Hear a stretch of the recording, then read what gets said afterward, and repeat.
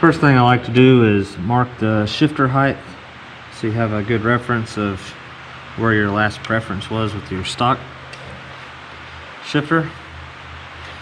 And then next you'll take your ratchet with an extension and your 8mm socket, and you will break loose the bolt right here.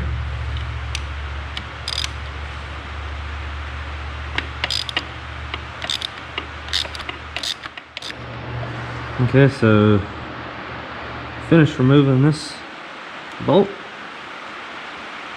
set it aside,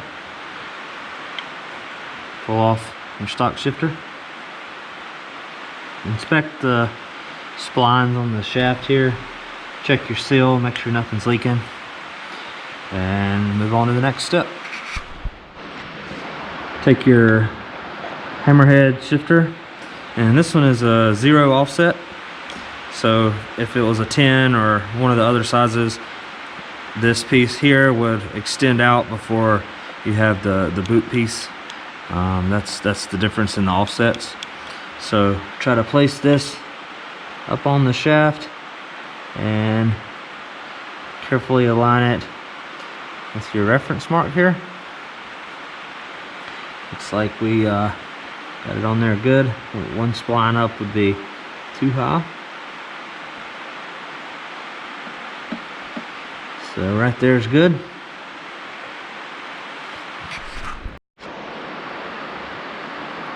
Next, I like to apply just a little bit of blue Loctite there, just so you know.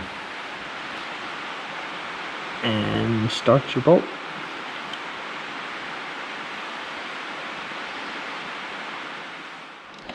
And finish snugging